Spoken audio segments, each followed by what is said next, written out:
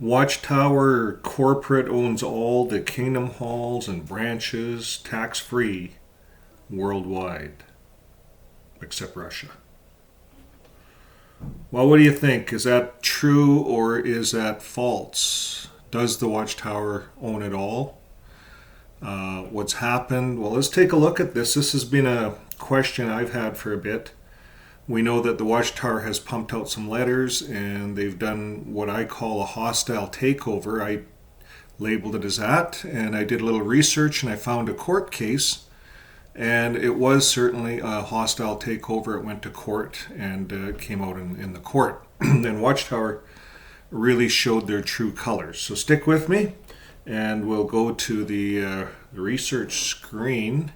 Now, where I started looking was on JW.org, and I was looking at their What's New. And I was going down all this new stuff here, all these pictures of people, all these new updates, new releases. So here's a lot of what's new in the Jehovah's Witness world. It's this guy, he's from Russia. He's sentenced to forced labor after an appeal, Russia. Then there's this guy, Russia. I know why I'm being persecuted is his article. These are all martyrs. These all are Jehovah's Witnesses who want to be famous, I guess. This is how they become famous. They become a martyr. Russia, again, this guy. Update, brother in prison, no trial can break the true faith. And this is going to make everyone want to go to jail. I hope this comes to the Canada. I hope this comes to U.S. Russia's getting close to the U.S. Maybe it's going to come to the U.S. and I'll be able to get into the Watchtower. I'll be able to go to the jail. With Jehovah's help, we can overcome anything. And Russia, my goal is to endure trials with dignity. So I was wondering, I didn't want to look at JW.org to see what's going on in Russia, so I looked elsewhere. Russia anti-extremist laws were extended to non-violent groups in 2007, and Jehovah's Witnesses were banned in the port city of Taganrog in 2009 after a local court ruled the organization guilty of inciting religious hatred. And I thought this was interesting by propagating the exclusivity and supremacy of their religious beliefs. Now, when you think of it, Jehovah's Witnesses are doing just that all over the world, propagating that they're the only ones, they're the supreme religion. They do their thing on the memorial. Well, all those other religions do it wrong. We're the only ones that do it right. They're very high on themselves for being it. As God's spokesperson, though they're really high on themselves. So Russia didn't like that. Russia went after them for propagating this exclusivity and supremacy. And I think, my personal feelings is this should happen all over the world. Not that I'm siding with Russia on anything, but it's interesting when we think of Russia and the United States and how there's a closeness between the two presidents. And what if the United States takes on the same thought as Russia when it comes to this particular group, the Jehovah's Witnesses? So the Supreme Court on December 8, 2009, the Supreme Court of Russia, they upheld the ruling of the lower courts, which pronounced 34 pieces of their literature extremist, including their magazines. And I would agree with that. Their stuff is extremist. It basically, all the way through their stuff, Satan, everything else out there is Satan. The governments are Satan. Don't vote. Don't support a government. So no wonder governments don't like this religion. And the Bible doesn't support that fact. Romans 13:1 says to be obedient to governments. Now, the Supreme Court of Russia said that this is an extreme religion, and we're going to stop it. So Jehovah's Witnesses claim that this ruling affirms a misapplication of federal law on anti-extremist. So here's what happened. The ruling upheld the confiscation of property of the Jehovah's Witness in this one town, and I think this is happening all over, that they've seized all the property. So that's what's going on. In Russia, they seized the property. This got me looking into the property. Well, who owns the property? Jehovah's Witnesses a few years ago, they were sending all the property to New York. So New York would own the property. So this is a question a lot of us have. Who owns the property?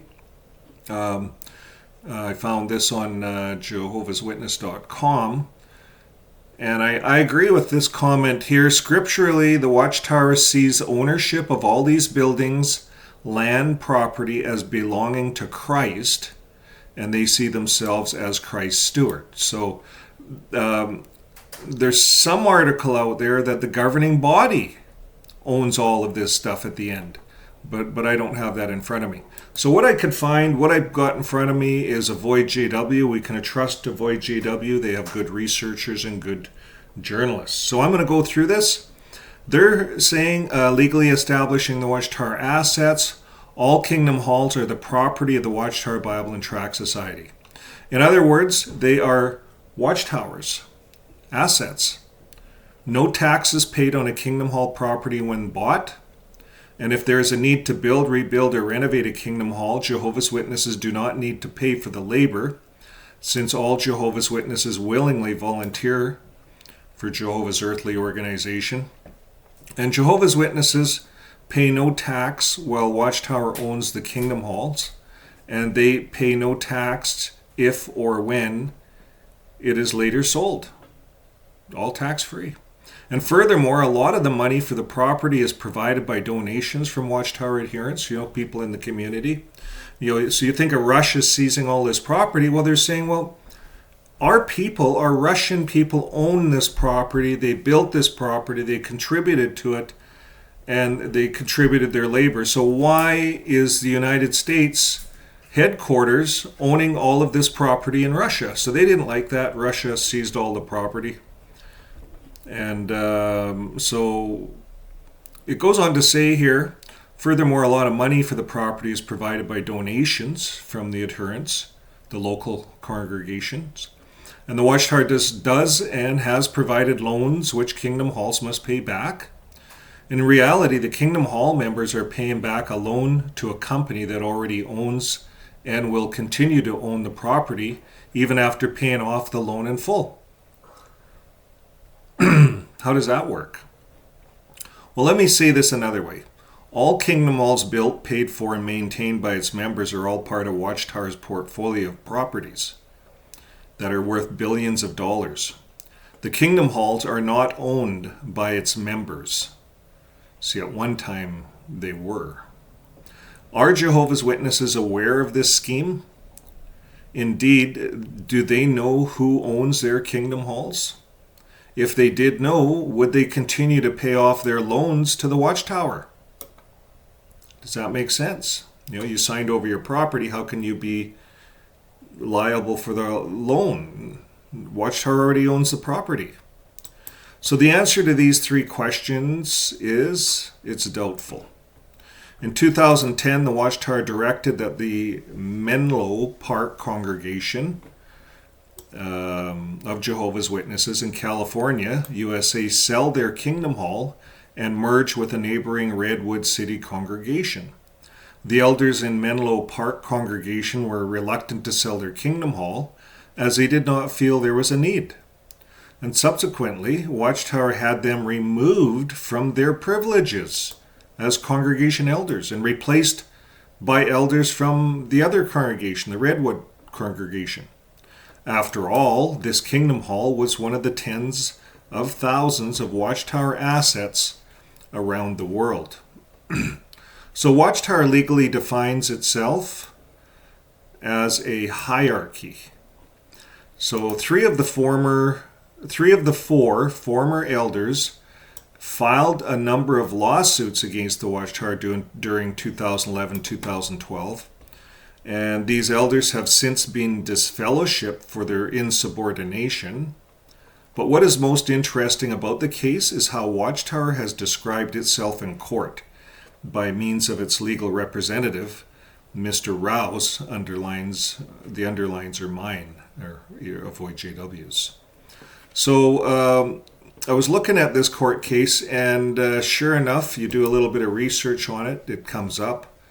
The JW leaks, they've published the court documents on this, and this is one of them. I'll attach this court document to this article, and you can read through it. It's 33 pages, but it's the same people that is talked about in Avoid. So, and then you can go to jwleaks.org, and you can get all of the court documents on this particular case.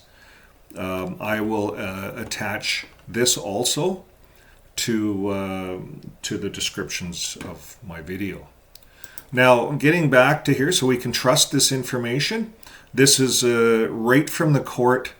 This here, folks, is going to show us how Jehovah's Witnesses themselves claim they operate, how they claim they operate. So here it is, Mr. Ruse.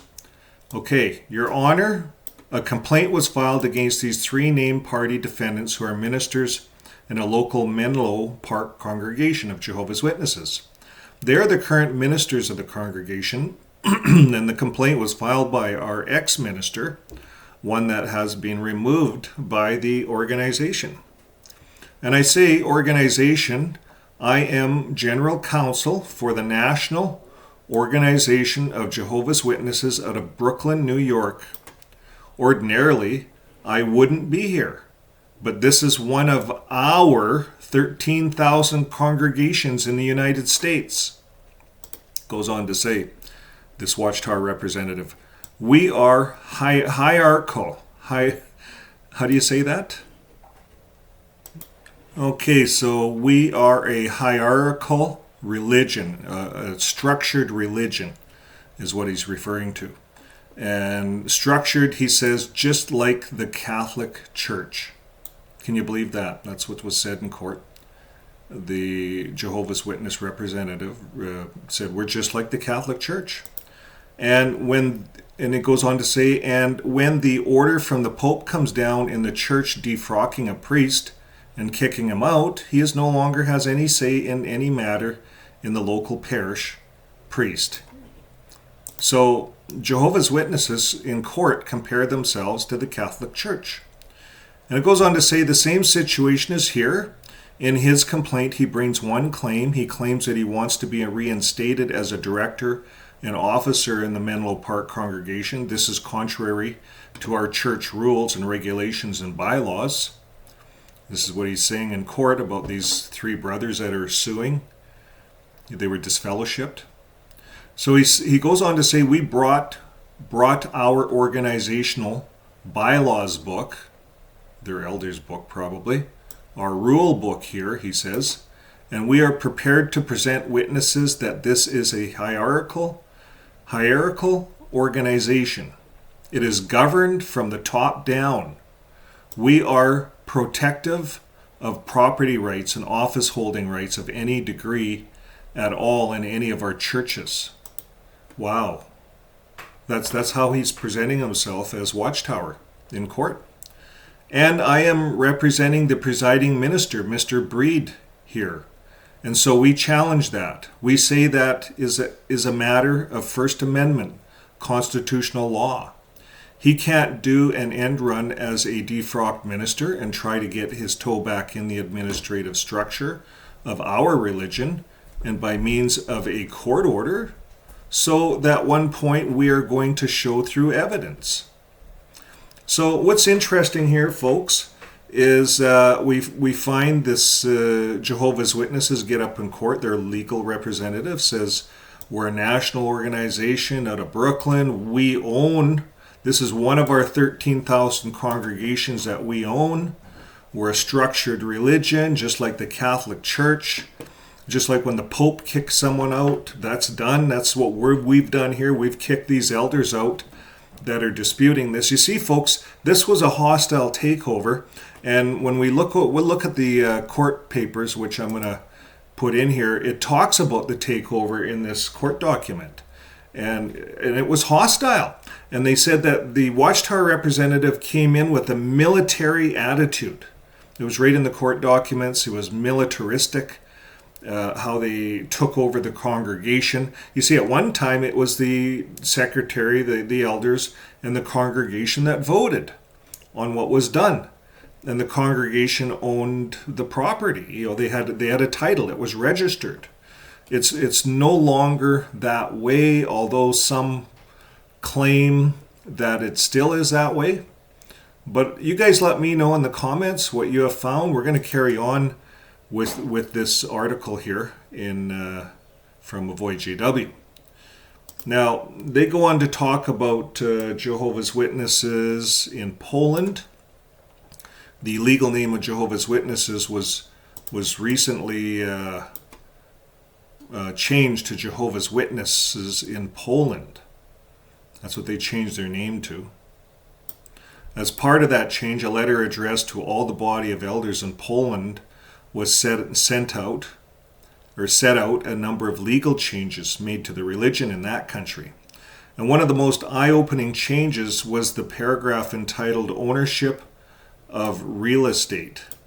And in there, they explicitly state that all real estate used by the congregation and circuits is legally owned by the organization known as Jehovah's Witnesses in Poland, or abbreviated to Religious Order within that letter. So here's the letter: ownership of real estate. The religious order is the legal owner, bearing the title of the ownership of the real estate used by the congregation and circuits. Acquiring or disposing of any real estate requires a resolution made by the branch committee of the religious order. So that's an extract from a letter to all bodies of elders in Poland dated October 15, 2015. Now, redefining the governing body, that's the next subheading. So it turns out that after all these years, the Watchtower's denouncing of hierarchical churches, such as the Catholic Church, you know how the Watchtower put down the Catholic Church and how they run and how they're just a big corporate thing run out of the Vatican. You know, we used to go out in the ministry, we used to have magazines showing a lot of this stuff over the years. So here they are, they're comparing them as the Catholic Church, and that it has been a sham. So it is as hierarchical as the Catholic Church, the Watchtower. It is no wonder then that it is how now legally establishing its place as a hierarchical church. How? Well, since 2013, the Watchtower has redefined who the faithful and discreet slave is. Previously, it was the anointed followers of Jesus Christ, but now it is only the governing body. And the July 15th and 2013 Watchtower makes this clear on pages 21 and 22. Do all anointed ones on earth make up the faithful slave? No. The reality is that not all anointed ones have a role in dispensing spiritual food to fellow believers worldwide. And among the wheat are the anointed brothers who may serve as ministerial servants or elders in their congregation. And they teach from house to house and in their congregation, and they loyally support the direction from headquarters. That's what they do. But they do not have a part in dispensing spiritual food to the worldwide brotherhood. Also among the anointed are the humble sisters who would never try to assume the role and teacher of the congregation. So the sisters are out. They will never have a chance in owning this property. Well, who then is the faithful, discreet slave? Well, in keeping with Jesus' pattern of feeding many through the hands of a few, the slave is made up of a small group of anointed brothers who are directly involved in preparing and dispensing spiritual food during Christ's presence. And throughout the last days, the anointed brothers who make up the faithful slave has served together at headquarters. And in recent decades, that slave has been closely identified with the governing body. So note, however, that the word slave in Jesus' illustration is singular, indicating that this is a composite slave. The decisions of the governing body are thus made collectively.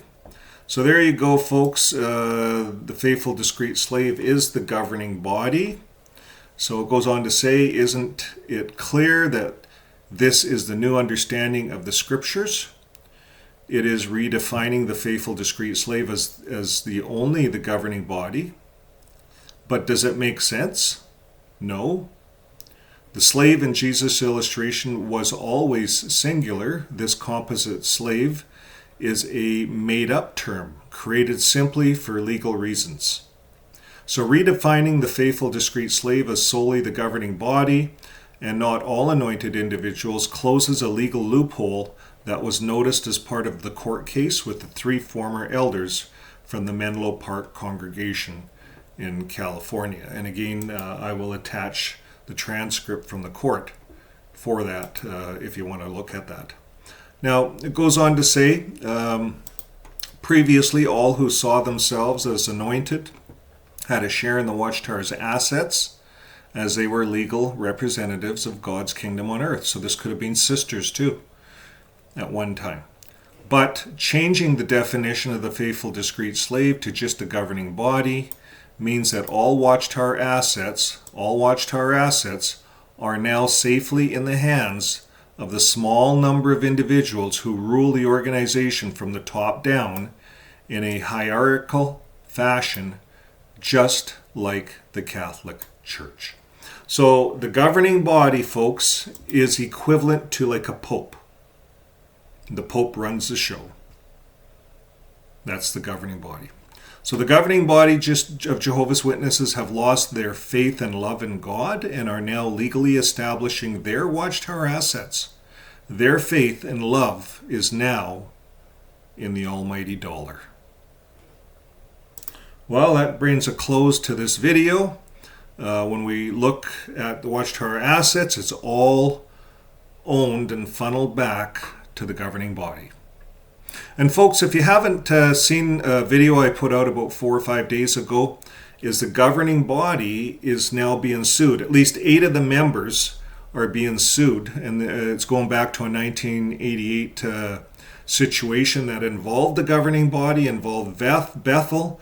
It involved a brother that they pulled in. He was a pedophile, and they were using him to build videos. He was very valuable, and he was abusing his stepdaughter. And she went forth to all the different Watchtower representatives. It's all named in court, and it's a really good case. And all of the governing body members are named in court, and they're being summoned to that court. So it'll be interesting to see if it goes any further, or like most court cases, Watchtower is bending over and paying them out and getting everyone to sign a non-disclosure agreement. So this is what's happening, folks. But until next time, keep living your life with love, and we'll see you on the next video. Bye for now.